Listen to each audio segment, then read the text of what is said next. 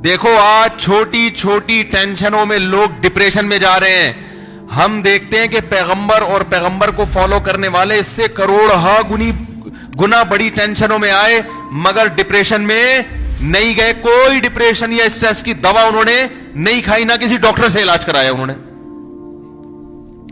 آج کی ٹینشن کیا ہے؟ بچہ ٹھیک نہیں ہے, انڈے لینے بھیجو بندر کا ناچ دیکھنے بیٹھ جاتا ہے. یہی شکایتیں ہوتی ہیں والدین کو. کوئی کام ہی نہیں کرتا. بھائی کیا کام نہیں کر رہا یار؟ اس کو جہاں مرضی بھیجو کم بخت, کوئی کام ہی نہیں کرتا. بیگم ٹھیک نہیں ہے, عورت کے لیے میاں ٹھیک نہیں ہے, بہو کے لیے ساس ٹھیک نہیں. ساس کتنا ظلم کر لے گی, تانے دے دے گی نا. بھائی آپ کو لٹا کے آپ کے سینے پہ گرم پتھر تو نہیں رکھے گی. حضرت بلال رضی اللہ تعالیٰ عنہ کو تو گرم لیٹوں پہ لٹایا جاتا, پتھر رکھے جاتے. کوئی ڈپریشن کی گولی, بولو نا یار کیا ہو گیا, بولنا پڑے گا بھائی. کوئی ڈپریشن کی کوئی گولی کھائی انہوں نے اسٹریس ختم کرنے کے لیے؟ یا کسی نفسیاتی ڈاکٹر کو دکھایا یا روم اور فارس سے رابطہ کیا کہ بھئی عربوں کے پاس تو اچھے ڈاکٹر نہیں ہیں, آپ کوئی اچھا ڈاکٹر ہمیں بتا دیں. خباب ابن ارت رضی اللہ تعالی عنہ کو جلتے ہوئے انگاروں پہ لٹایا جاتا تھا. کہاں؟ جلتے ہوئے انگاروں پہ, جس سے ان کی کمر میں کھڈے پڑ گئے. یعقوب علیہ الصلوۃ والسلام اپنے بیٹے کی جدائی میں رو رو کے آنکھوں کی بینائی ختم, مگر کسی نفسیاتی ڈاکٹر سے آپ کو علاج کی ضرورت نہیں پڑی. سمجھ رہے کہ نہیں سمجھ رہے؟ یوسف علیہ الصلوۃ والسلام کی ساری زندگی غموں میں, جیل کی کوٹریوں میں گزری, ڈپریشن میں. ارے بولو نا, نہیں آئے. جملہ مکمل کرنے سے بڑا فائدہ ہوتا ہے, بات دماغ میں اتر جاتی ہے. کتنی ٹینشنیں تھیں.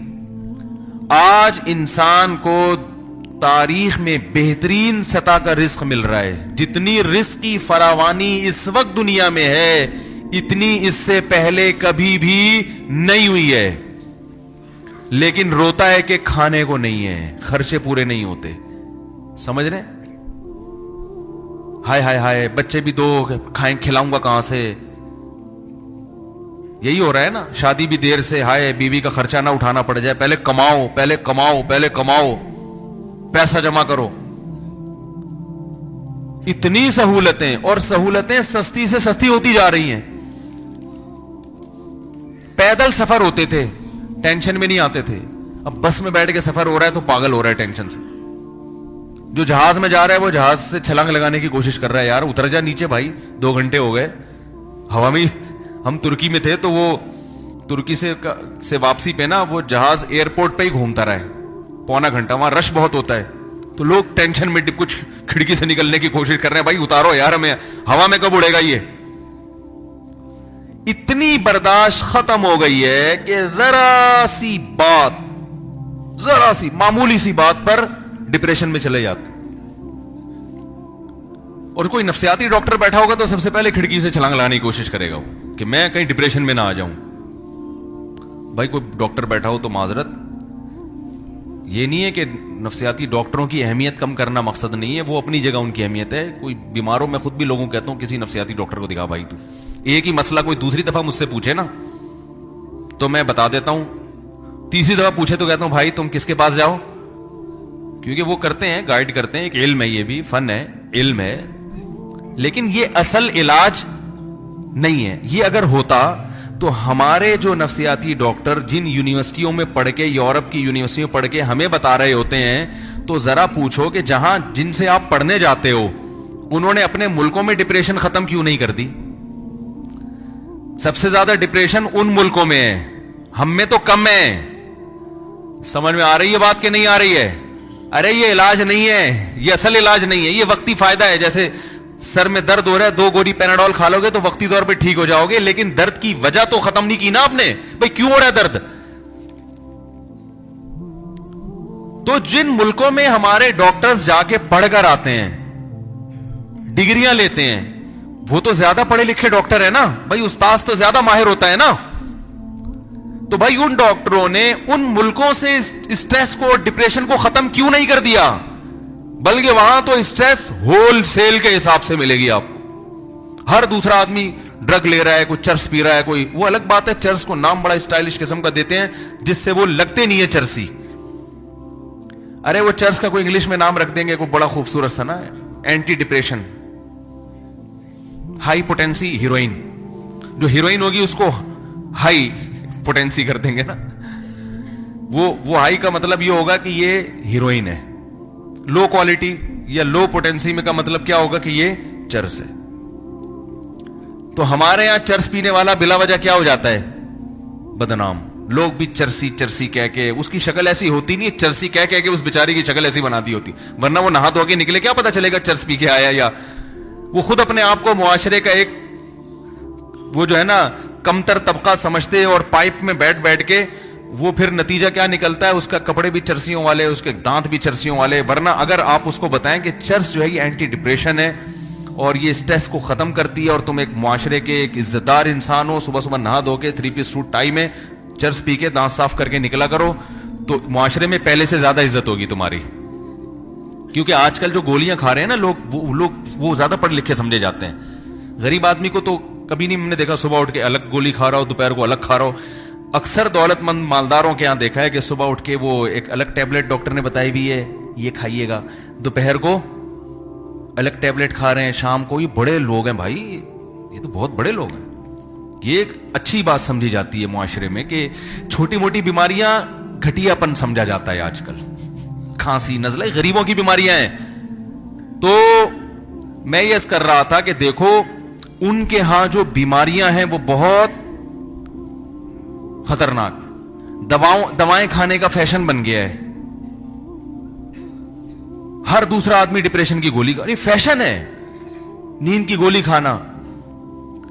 इसी तरह स्ट्रेस की जो दवाएं हैं खत्म करने की, वो भी क्या करती हैं, वक्ती तौर पर फायदा पहुंचा देती है। इंसान को समझता है मैं ठीक हो गया, ओ भाई असल वजह ये नहीं है। असल वजह ये होती तो जिन मुल्कों से ये दवाएं आती हैं वहां तो वो तो स्ट्रेस फ्री मुल्क होने चाहिए ना। ओ भाई वहां तो हम तो स्ट्रेस में ज्यादा ब्रेन हेमरेज हो जाएगा ना, खुद नहीं मरता आदमी, दिमाग की रग अल्लाह फाड़ देता है, मर जाता है, फालिज हो। अल्लाह ताला सबको बचाए इन बीमारियों से।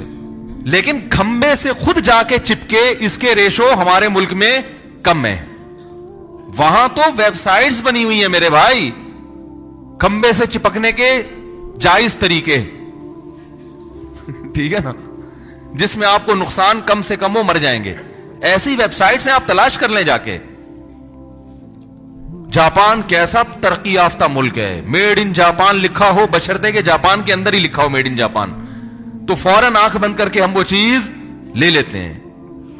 हर चीज में एक्यूरेसी उनकी, जिस चीज को उन्होंने विजन बनाया उस तक पहुंचकर दिखाया कि नहीं दिखाया। लेकिन जिंदगी का कोई विजन नहीं है कि जिंदगी किस ट्रैक पे गुजारनी है। इस पे जापान के साइंसदानों ने मेहनत नहीं की है। रास्ता गुजारने के लिए दरमियान में जो लवाजिमात चाहिए, इन पे 1 नंबर की रिसर्च है जापानीज की। ऐसी खानदानी रिसर्च है कि वहां तक हम 500 साल में भी नहीं पहुंच सकते। हमारी अगर गाड़ियां बनना शुरू हो और हम कहें कि जैसी सुजुकी जापान में बन रही है वैसी हम पाकिस्तान में बनाएं, तो इस काम के लिए कम से कम 500 साल चाहिए। फिर भी नहीं पहुंचेंगे, क्योंकि 500 साल में जापान उससे आगे 500 साल निकल चुका होगा।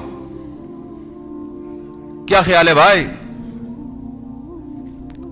वो एक 500 साल चाहिए से एक शेर याद आया। वो एक शायर ने जो है ना अपनी महबूबा को एक शेर कहा, वो था नहीं शायर, लेकिन दिल चाह रहा था कि मैं शेर कहूं। तो बाज दफा ना बात करने का सलीका नहीं होता, लेकिन आदमी अपना पैगाम डिलीवर कर देता है कि बात जो मैं कहना चाह रहा हूं वो तो समझ में आ गई ना।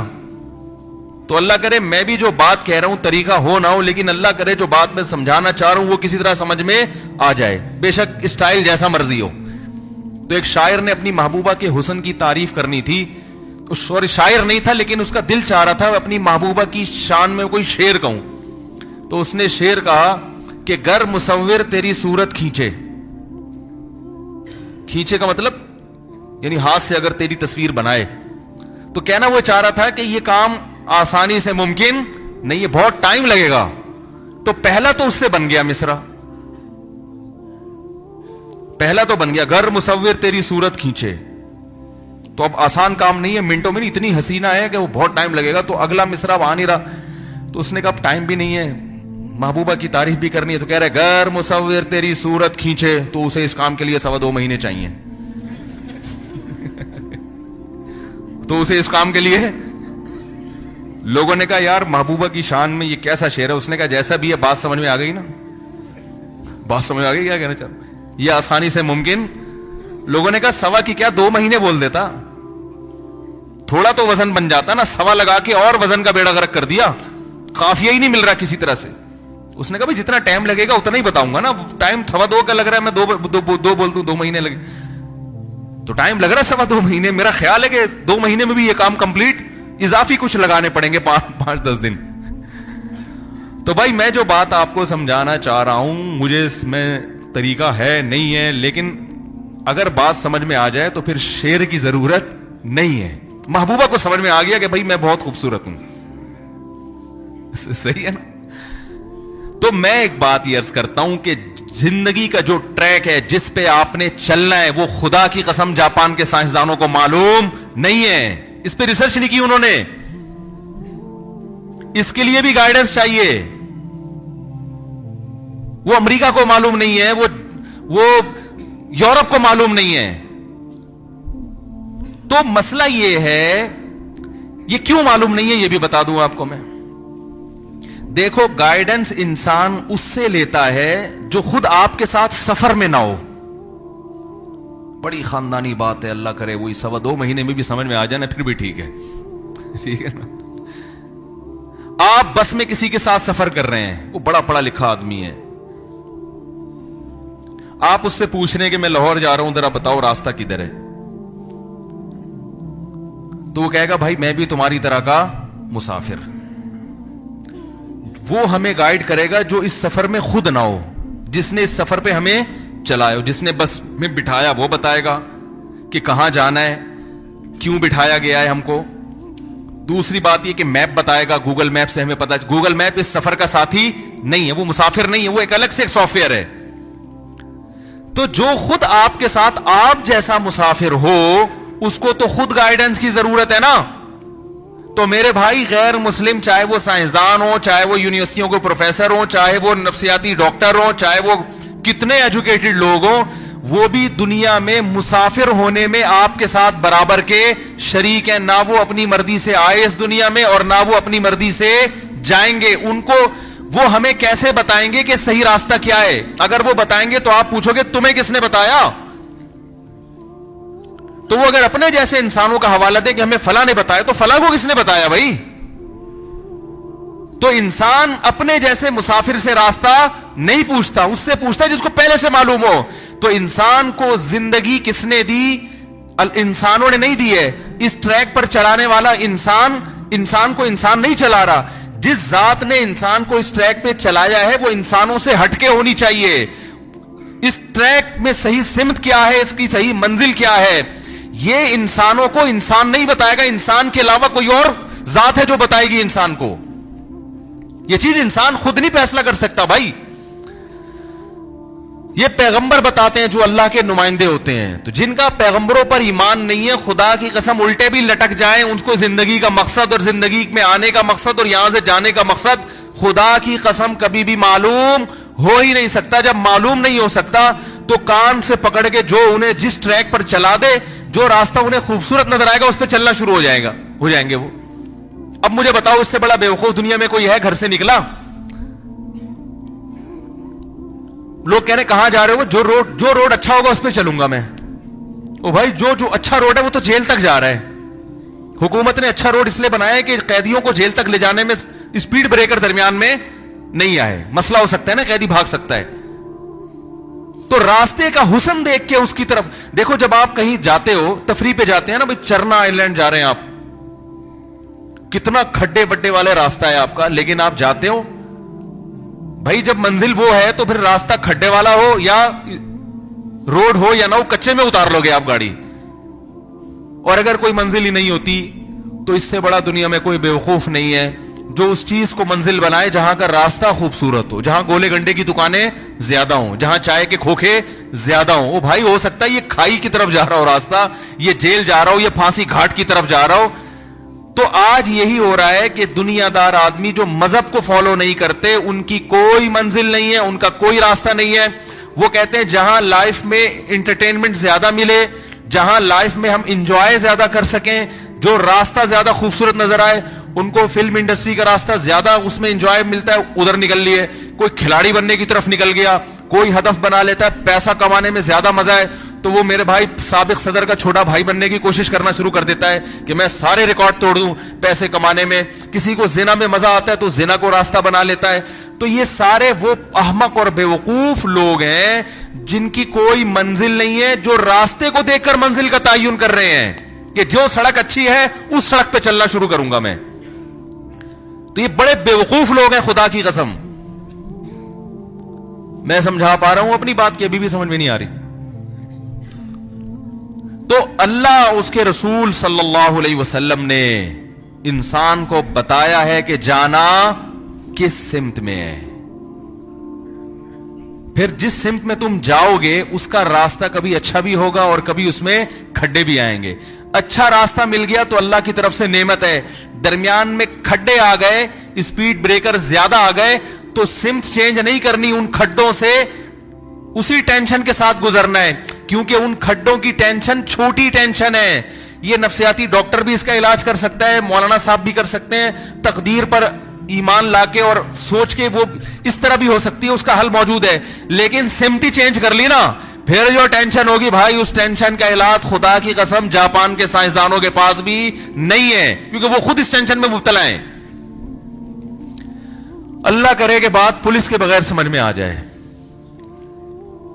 मैं पहले तो बहुत मिसाल देता था, पुलिस बुलवानी पड़ेगी, लेकिन एक दिन मैंने सोचा पुलिस को भी तो समझाना पड़ेगा ना। पहले पुलिस तो जब ही समझाएगी जब पुलिस को खुद भी तो समझ में आए। भाई, पुलिस से कोई काम जब ही करवाया जा सकता है जब पुलिस को खुद भी तो समझ में आए कि ये काम सही है। तो इसलिए मैं बहुत दिनों से, आपने देखा होगा कि मैं पुलिस का हवाला नहीं दे रहा, क्योंकि मुझे ख्याल अगर मैं पुलिस बुलवा लूं तो पुलिस कहेगी पहले हमको तो समझाओ, तो उसी की समझ में नहीं आ रहा तो आपको कैसे समझाएगी। और पुलिस को समझाना आपको समझाने से ज्यादा मुश्किल, जिसको समझाना बहुत आसान हो और उसके पास पावर भी हो, वो बुलवाएंगे अगले बयान में इंशाअल्लाह। तो भाई देखो, अब एक आखिरी बात, वक्त खत्म हो गया बयान का। कुरान मजीद में अल्लाह ने अपने रसूल सल्लल्लाहु अलैहि वसल्लम से फरमाया कि नबी सल्लल्लाहु अलैहि वसल्लम जिस मंजिल की तरफ जा रहे थे ना, वो मंजिल का जो रोड था वो बहुत, उसमें खड्डे बहुत थे, लेकिन आप उसी पे खुद भी चल रहे हैं और अपनी कौम को भी चला रहे थे।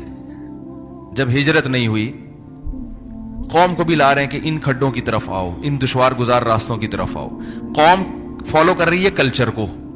कल्चर है बुतों की इबादत करनी है, सूद खाना है, बहुत से लोग जिना भी करते थे। कल्चर ये है, ये कल्चर जो है ना, ये रास्ता बड़ा खूबसूरत है, इसमें टेंशन नहीं थी। भाई, कल्चर को फॉलो करोगे तो कोई स्पीड ब्रेकर आएगा रास्ते में? बोलो ना भाई, कोई आएगा? आप सूदी बैंक में जॉब करो, कोई स्पीड ब्रेकर आएगा रास्ते में? सब कहेंगे भाई कोई बात नहीं यार, ये हलाल हराम में तो मौलवियों ने डाला हुआ है। 2-4 मौलवी आएंगे, छोटे छोटे ब्रेकर होंगे, वो इतने छोटे से होंगे, यूं करो ना, वो हट जाएंगे बेचारे, वो कहेंगे भाई तुम्हारा अपना मसला है, ठीक है ना। 1-2 कुछ सरफरे घर में आएंगे जो बोलेंगे भाई ये सूदी बैंक में अब्बा कब तक हमको हराम खिलाते रहोगे। वो हल्के फुल्के होंगे, उनको घर से बाहर निकाल दो, मदनी मस्जिद भेज दो उनको, बोलो चलो वहां जाओ। तो हल्के हल्के ब्रेकर तो आते हैं, कोई बड़ा खानदानी किस्म का ब्रेकर, मिक्स गैदरिंग शादी है, आप उसमें जा रहे हो, इस्लाम ने मना किया है भाई। तो जब आप नहीं जाओगे तो बड़े बड़े ब्रेकर आएंगे, अब्बा भी ताना देंगे, मां भी दूध ना बख्शने का ताना देगी आपको। लेकिन अगर चले गए तो कोई ब्रेकर आएगा? 1-2 हल्की फुल्की से मिस कॉलें आ जाएंगी शायद आपके पास। आप नमाज छोड़ते हो तो छोड़ने पे कोई ब्रेकर है? अरे भाई बोलो ना, कैसा सीधा सीधा फजर की नमाज गोल, सो जाओ एकदम। गाड़ी आपकी लाइफ जो है ना, ऐसे रोड पे जा रही है जिसमें कोई टेंशन नहीं है, सब सोते हैं, तो आपने भी 11:45 बजे उठ गए तो क्या हो गया, कोई भी नहीं कहेगा आपको। ہاں آفس کا ٹائم نکل جائے تو پھر باس کہے گا آپ کو, لیکن نماز چھوڑنے پر کوئی بریکر پڑھنے پر ہے. جب نماز کے لیے صبح فجر میں اٹھنے کی کوشش کرو گے تو اتنی ساری بلائیں چڑیلیں آ کے آپ کو روکنے کی کوشش کریں گے. کیا کر رہا ہے تو بالکل پروفیشنل مولوی ہو گیا بھائی. سویا تو 2:45 بجے ابھی صبح پھر 5 بجے اٹھ رہا ہے. ابے سوئے گا نہیں تو ڈپریشن میں چلا جائے گا. ٹینشن پہلے نیند, سمجھ رہے؟ پھر کیسا جیسے قبر سے مردے کو اکھاڑا جاتا ہے نا, ایسے فجر میں انسان کو اٹھتے ہوئے لگتا ہے کہ قیامت برپا ہو گئی ہے اور جسم میں روح ڈال کے دوبارہ مجھے زندہ کیا جا رہا ہے. پھر سردیوں میں وضو کرنا ایک ٹینشن, کتنی بڑی ٹینشن ہے نا. تو یہ روڈ پھسلتا ہوا روڈ ہے, بولو نا بھائی, تو بہت زیادہ اسپیڈ بریکر ہیں اس میں. کلچر کو فالو کرنا بہت آسان, جہیز لینا بہت آسان. کیا اس پہ تو ایسا ہے جیسے روڈ پہ مکھن لگا دیا کسی نے پھسلنے کے لیے, صحیح ہے نا؟ ایسا ہی ہے نا جہیز لینا بھائی, ایسا ہی ہے نا بھائی. پہلے سے ماشاءاللہ وہ ڈبل بیڈ اور وہ الماریاں قارون کے خزانے ایسے ناچتے گر رہی ہوتی ہیں وہ ٹرک سے نا. کرسیاں بعض دفعہ ہم نے خود اٹھا کے ڈالی ہیں, لوگ کہہ رہے ہیں یار یہ جہیز کا سامان جا رہا ہے, ٹھیک ہے نا. یہ جو راستہ ہے جہیز کا, دیر سے شادی کا, 2 بچوں کا, اور آپ کا اللہ بھلا کرے میاں خرچہ نہیں اٹھاتا, بیگم اپنا خرچہ خود اٹھائے گی. جیسے کہ اب یہی کلچر ہمارے معاشرے میں بہت اسپیڈ کے ساتھ آ رہا ہے اور خواتین اس پہ خوش ہیں. کمال کی بات یہ, انہیں یہ اندازہ نہیں ہے کہ ہماری نسلیں تباہ ہو رہی ہیں. بہت خوش ہیں خواتین کے مذہب نے پابندی لگائی ہے کہ عورت گھر کی زینت بنے, 4 دیواری کمانا. ایکچولی ہم بھی ذرا براڈ مائنڈیڈ ہیں, معاشرے کی ترقی میں ایک کردار ادا کرنا چاہتے ہیں. ادا کرو کردار, تمہارے کردار ادا کرنے سے مرد اپاہج ہو رہا ہے. یہ کھلانا چھوڑ دے گا اور اس کی آمدن میں برکت بھی اللہ چھین لے گا. ابھی تھوڑی تھوڑی آمدن میں ہم دیکھتے ہیں بیوی کو بھی کھلاتا ہے. رکشے چلانے والوں کو میں جانتا ہوں 12 بچوں کو بھی پال رہے ہیں, بیوی کو بھی کھلا رہے ہیں, ابا پہ بھی خرچ کر رہے ہیں, اماں پہ بھی خرچ کر رہے ہیں. اللہ آمدن میں برکت دے رہا ہے. اللہ یہ برکت تم سے چھیننے والا ہے بہت جلد. کروڑوں روپے کماؤ گے, ایک دھیلا بیوی پہ خرچ کرتے ہوئے موت آئے گی تمہیں, بچے پہ خرچ کرتے ہوئے موت آئے گی. ایسا حال ہونے والا ہے. پھر خواتین کہتی ہیں مرد ہمارے خرچے نہیں اٹھاتے. کیوں اٹھائے گا جب آپ نے اس کو اپاہج بنا دیا؟ کیوں اٹھائے گا بھائی؟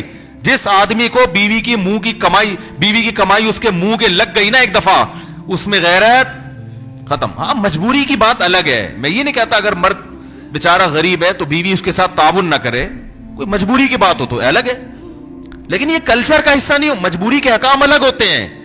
بعض مرد ہوتے ہیں بیچارے جاب نہیں مل رہی تو بیوی بیچاری جاب کر کے گھر چلا رہی ہو, مجبوری ہے, وہ ایک الگ چیز ہے. کلچر کا حصہ نہیں ہونا چاہیے اس کو, لیکن ہو رہا ہے.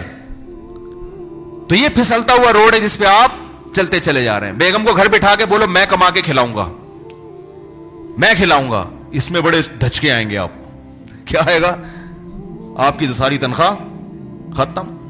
مہینے کے 10 دن پہلے آپ بیٹھے ہو گے یار اب کیا کروں میں, سمجھ رہے ہیں؟ تو نبی صلی اللہ علیہ وسلم بھی اسی دشوار, دیکھو قرآن نے کیا کہ وما ادراک ما العقبہ, تمہیں کیا پتا یہ گھاٹی کیا ہے. اسلام کو اللہ نے دشوار گزار گھاٹی سے تعبیر کیا ہے, موٹر وے سے تعبیر نہیں کیا. اسلام گھاٹی ہے, گھاٹی ایک دشوار راستہ ہے. لیکن اس دشوار راستے میں انسان کو سکون ملے گا کہ میں کہیں نہ اپنی منزل تک پہنچ جاؤں گا, بے شک پہاڑوں کو کراس کر کے پہنچوں. اور جس مکھن لگے ہوئے اور ڈیزل لگے ہوئے اور گریس لگے ہوئے راستے میں آپ پھسلتے چلے جا رہے ہیں نا, اس میں آپ کو سکون نہیں ملے گا, کیونکہ راستہ بڑا لشپش قسم کا, بڑا اچھا راستہ ہے. منزل کا آپ کو خود بھی علم نہیں ہے, تو آپ کو جب خود علم نہیں ہے تو آپ کو یہ کیسے اندازہ ہوگا کہ میں اس منزل تک پہنچ پاؤں گا کہ نہیں پہنچ پاؤں گا, وہاں پہنچ کے مجھے سکون ملے گا کہ نہیں ملے گا.